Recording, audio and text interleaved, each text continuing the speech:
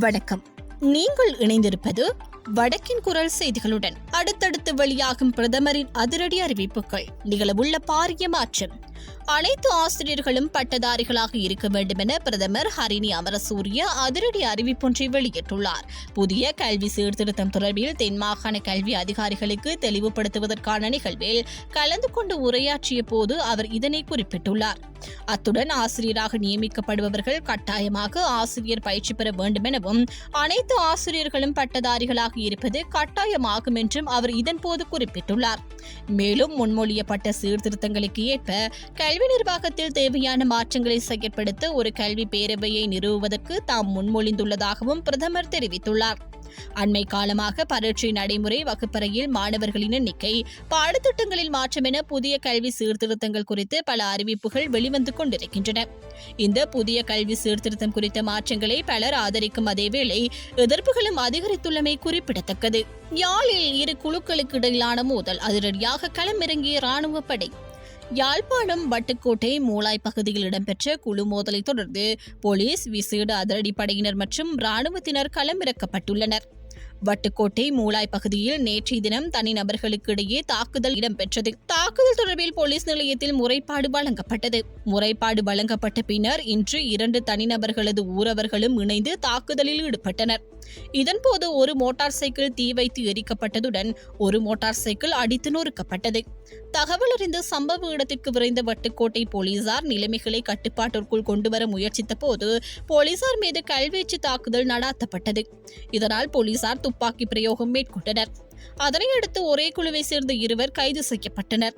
மூளாயில் இடம்பெற்ற குழு மோதல் மீண்டும் இடம்பெறலாம் என்பதால் அங்கு போலீஸ், விசேட அதிரடிப்படையினர், இராணுவத்தினர் பாதுகாப்பாக பலப்படுத்தப்பட்டிருந்தனர். தனிநபர்களின் மோதல் வலுப்பெற 2 ஊரவர்களுக்கு இடையே இடம்பெற்ற தாக்குதலால் அச்சத்தில் இருந்த மக்கள், போலீஸ், விசேட அதிரடிப்படையினர், இராணுவத்தினர் திடீரென களமிறக்கப்பட்டதால் பதற்றத்தில் உள்ளமை குறிப்பிடத்தக்கது.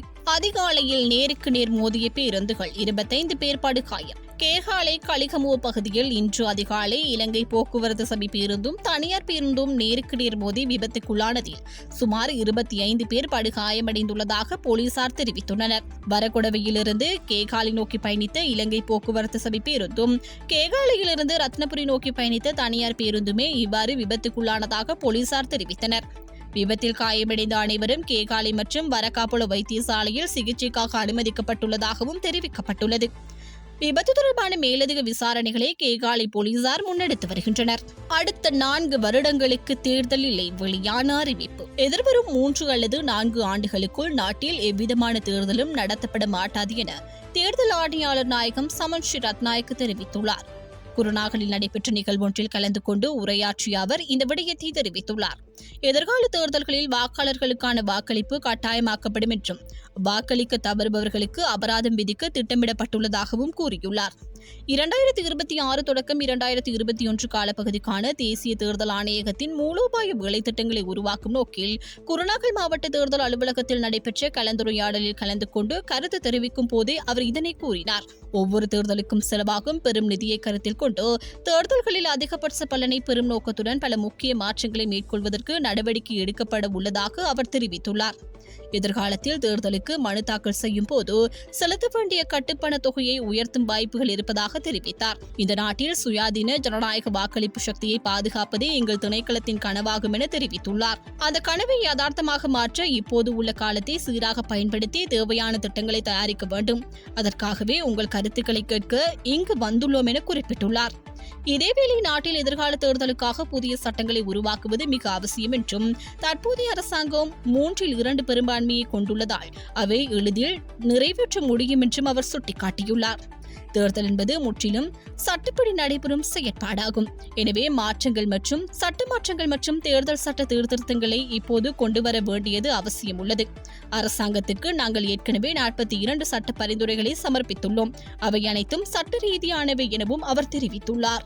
யாழ்ப்பாணம் செம்மணி மனித புதைக்குழியின் 2ஆம் கட்ட அகழ்வு பணிகள் இன்று மீள ஆரம்பம். யாழ்ப்பாணம் செம்மணி மனித புதைக்குழியின் 2ஆம் கட்ட அகழ்வு பணிகள் இன்று மீள ஆரம்பிக்கப்பட உள்ளன. இந்த பணிகள் கடந்த 10ஆம் தேதி தற்காலிகமாக இடைநிறுத்தப்பட்ட நிலையில் இது தொடர்பான வழக்கு கடந்த 15ஆம் தேதி யாழ்ப்பாணம் நீதவான் ஏ ஆனந்தராஜா முன்னிலையில் விசாரணைக்கு எடுத்துக் கொள்ளப்பட்டது. 2ஆம் கட்ட அகழ்வு பணிகள் தொடர்பான இடைக்கால அறிக்கையும் நீல நிற புத்தக பையுடன் மீட்கப்பட்ட சிறுவனின் எண்பு தொகுதி தொடர்பான அறிக்கையையும் மன்றில் சமர்ப்பிக்குமாறு அறிவித்திருந்த நிலையில் சட்ட வைத்திய அதிகாரி பிரணவன் சல்லையாவினுடைய அறிக்கையும் தொல்லியல் பேராசிரியர் ராஜ் சோமதேவாவினுடைய அறிக்கையும் மன்றில் சமர்ப்பிக்கப்பட்டன. இதன் பின்னர் செம்மணி மனித புதைக்குழியிலிருந்து இதுவரை 65 எண்பு தொகுதிகள் முழுமையாக அகழ்ந்து எடுக்கப்பட்டதை நீதிவான் ஆனந்தராஜா மன்றில் வெளிப்படுத்தினார். மேலும் இது தொடர்பான வழக்கு எதிர்வரும் ஆகஸ்ட் மாதம் 6ஆம் தேதி திறந்த நீதிமன்றத்தில் விசாரணைக்கு எடுத்துக் கொள்வதற்கும் தீர்மானிக்கப்பட்டது. இதேவேளை ஊடகவியலாளர்கள் மற்றும் அகழ்வு பணியில் ஈடுபடும் விசேட நிபுணர்கள் மாத்திரமே அகழ்வு பணிகளை புகைப்படம் எடுப்பதற்கு அனுமதி வழங்கப்பட்டுள்ளது. புதைக்குழியில் கண்டெடுக்கப்படும் சான்றுகளை மக்கள் மத்தியில் தவறாக கொண்டு செல்லாமல் தடுப்பதற்காகவே கட்டுப்பாடுகளை தெரிவிக்கப்பட்டுள்ளது. இத்துடன் வடக்கின் குரல் செய்திகள் நிறைவுக்கு வருகின்றது. தொடர்ந்தும் வடக்கின் குரல் செய்திகளோடு இணைந்திருங்கள். வணக்கம்.